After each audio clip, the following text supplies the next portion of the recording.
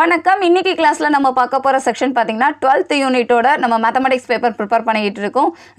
இந்த டாபிக்ல பாத்தீங்கன்னா பரவளையம் ரெலவென்ட்டான ப்ராப்ளம்ஸ்லாம் எப்படி கேட்பாங்க, அதை எப்படி ஒர்க் அவுட் பண்றதுன்னு நம்ம டிஸ்கஸ் பண்ணிட்டு இருக்கோம். ஸோ இன்னைக்கு ஒரு ப்ராப்ளம் மட்டும் பார்க்கலாம். ஒரு ரயில்வே பாலத்தின் மேல் வளைவு பரவளையத்தின் அமைப்பை கொண்டுள்ளது.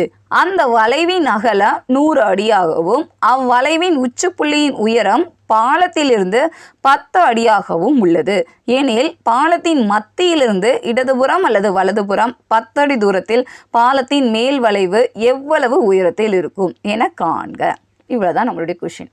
ஸோ இந்த மாதிரி ஒரு கொஷின் கொடுக்குறாங்க அப்படின்னு நீங்கள் இப்போ ப்ரிப்பேர் பண்ணுறீங்க அப்படின்னு எடுத்துக்கலாம். ஸோ ரயில்வே பாலம் ஒரு பிரிட்ஜு தான் கொடுத்துருக்காங்க. மேல் வளைவு பரவளையத்தின் அமைப்பை கொண்டுள்ளது. ஸோ பரவளையத்தின் அமைப்புனா பரவளைய ஒர்க்கை நம்ம ஃபார்ம் பண்ணிக்கலாம். அந்த வளைவின் அகலம், ஸோ அகலங்கிறப்ப 100 அடியாக இருக்கிறது. அவ்வளைவின் உச்சிப்புள்ளியின் உயரம் பாலத்திலிருந்து 10 அடியாகவும் உள்ளது.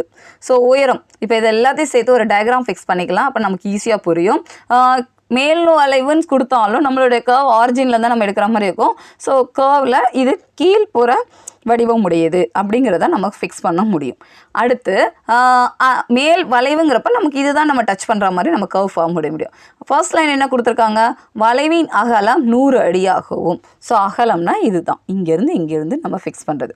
அப்போ இந்த பக்கம் ஒரு 50, இந்த பக்கம் ஒரு 50ங்கிற மாதிரி இருக்கும் ஸ்டார்டிங் ஃபினிஷிங். உச்சிப்புள்ளியின் உயரம் பாலத்திலிருந்து 10 அடியாகவும் உள்ளது. ஸோ உயரங்கிறப்ப நம்ம இந்த ஹைட் இதைத்தான் நம்ம 10 அடின்னு எடுக்க முடியும். இது 2 டேட்டா கொடுத்துருக்காங்க. பாலத்தின் மத்தியிலிருந்து சென்ட்ரலேருந்து இடதுபுறம் அல்லது வலதுபுறம் 10 அடி தூரத்தில் பாலத்தின் மேல் வளைவு எவ்வளவு உயரத்தில் இருக்கும். ஸோ 10 அடி, ஒரு அப்ராக்சிமேட்டாக ஒரு 10 அடி இவ்வளோ தூரம் எடுத்துக்கலாம். இந்த பக்கம் இல்லை அந்த பக்கம் ஏதாவது ஒரு பக்கம் தான் கேட்டிருக்காங்க. ஸோ இந்த பக்கம் நம்ம எடுத்துக்கிறோன்னு வச்சுக்கோங்களேன். இப்போ இங்கேருந்துன்னா இந்த வளைவு கொஞ்சம் குறைஞ்சிருக்குமா, பிரிட்ஜுனாலே இப்படி வளைஞ்சிருக்க போகுது. இது 10 அடி உயரம், இதில் நமக்கு எந்த டவுட்டுமே இல்லை. நமக்கு இங்கே 10 அடி நகட்டிட்டிங்கன்னா இங்கேருந்து 10 அடி நகட்டிட்டா கொஞ்சம் வளைவு கம்மியாயிரும். ஸோ அப்போ இதனோட உயரம் என்ன அப்படிங்கிறது தான் நம்மளுடைய கொஷினு. ஸோ கொஷினை முதல்ல நல்லா தெரிஞ்சுக்கிட்டால் போதும், அழகாக ஈஸியாக அட்டன் பண்ணிடலாம். மேல் வளைவு எவ்வளோ உயரத்தில் இருக்கும் என காண்க. கொஷின் இவ்வளோ தான் கொடுத்துருக்காங்க. இந்த மாதிரி கொஷின் கொடுத்தாங்கன்னா இப்போ எப்படி ஒர்க் அவுட் பண்ணுறது, இதுக்கான சொல்யூஷன் என்னங்கிறத இப்போ பார்க்கலாம். தீர்வு. ஸோ பரவளையங்கிறதுனால எக்ஸ் ஆக்சஸ், ஸோ எக்ஸஸ். இப்போ மேல் வளைவுங்கிறப்ப மேல் வளைவு டச் பண்ணுற மாதிரி போட்டுக்கோங்க. 100 அடிங்கிறப்ப இது 50, இது 50 முதல்ல பிரிச்சுக்கோங்க. உயரம் 10ங்கிறப்ப பிரிச்சாச்சு. உயரங்கிறப்ப ஒய் ஆக்சிஸ் காமனாக தான் இருக்குது. ஸோ இங்கே 10, இங்கே 10ன்னு பிரிச்சுக்கோங்க.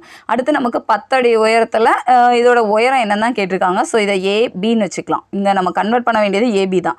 பட் இது ஃபுல்லாக பார்த்தீங்கன்னா இது 10 அடியாக இருந்ததுன்னா இதுவும் நமக்கு என்னவாக இருக்க போகுது, 10 அடியாக தான் இருக்க போகுது. ஸோ அது 10 அடியாக தான் இருக்கும்.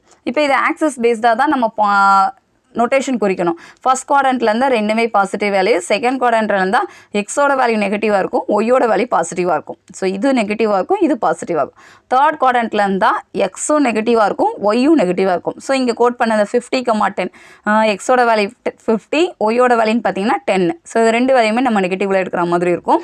இந்த குவாட்ரண்ட்டில் பார்த்தீங்கன்னா எக்ஸ் பாசிட்டிவாக இருக்கும், ஒய்யோட வேல்யூ நெகட்டிவாக இருக்கும். ஸோ ப்ளஸ் கம்மா மைனஸ் அப்படிங்கிறப்ப எக்ஸோட வேல்யூ 50 பாசிட்டிவாக இருக்கும், ஒய்யோட வேல்யூ நெகட்டிவாக எடுக்கிற மாதிரி இருக்கும்.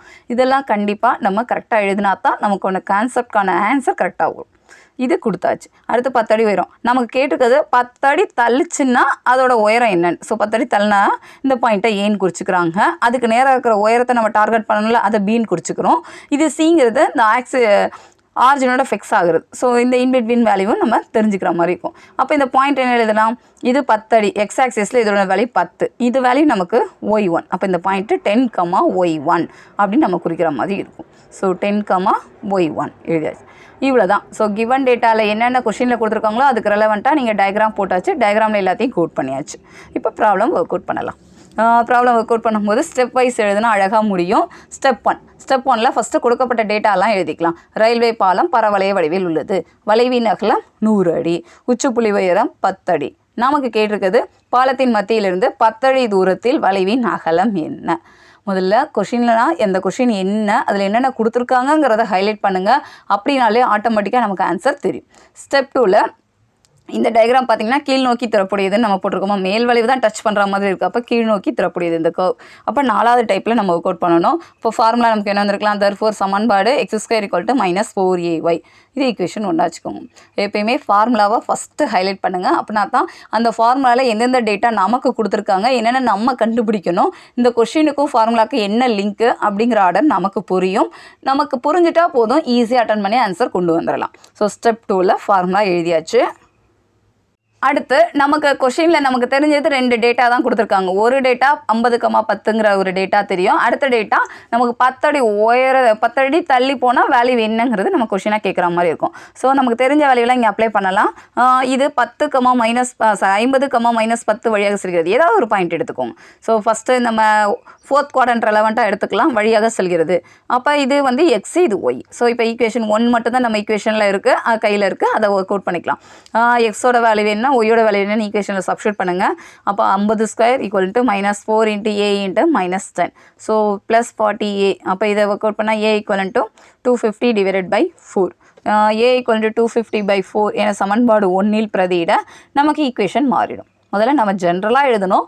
அந்த ஜென்ரலாக எழுதுறது ஸ்டெப் 2ல். ஸ்டெப் 2ல ஜென்ரலாக எழுதுனதுக்கு ரெலவெண்ட்டாக இப்போ நமக்கு கொடுத்துருக்க டேட்டாவெலாம் அப்ளை பண்ணால் நமக்கு எப்படி மாறுதுங்கிறதையும் கோட் பண்ணிக்கும். So x² = -250y. இதுதான் இந்த கொஷினுக்கான பரவளைய சமன்பாடு. செகண்ட் ஸ்டெப்பில் ஸ்டார்ட் பண்ண சமன்பாடு பார்த்தீங்கன்னா, காமனாக ஒரு கர்வ் கீழ் நோக்கி திறந்துருக்கு அப்படின்னா அதோட ஈக்குவேஷன் ஃபஸ்ட்டு எழுதுனது. இப்போ எழுதின ஈக்குவேஷன் 2ங்கிறது இப்போ நமக்கு இந்த டேட்டா கொடுத்துருக்காங்களா, இந்த டேட்டா வைஸ் ஒர்க் அவுட் பண்ணதில் இது ஒன்றும் இல்லை. நமக்கு ஒரு பாயிண்ட் தெரியும், அந்த பாயிண்ட்டை சப்ஸ்டியூட் பண்ணிங்கன்னா ஏ வேல்யூ கண்டுபிடிச்சிங்க. ஏ வேல்யூ நீங்கள் அப்ளை பண்ணுங்கள். We got x² = -250y. முடிஞ்சது.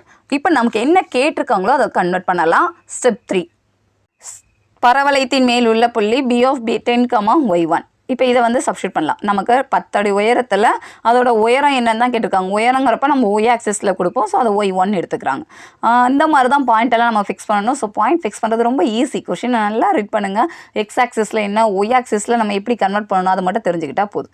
இதை தூக்கி 2வது ஈக்குவேஷனில் அப்ளை பண்ணலாமா, நமக்கு தான் தெரியுமே x² = -250y தான் இந்த கொஷினோட பரவளைய சமன்பாடு. ஸோ அதில் அப்ளை பண்ணலாம்.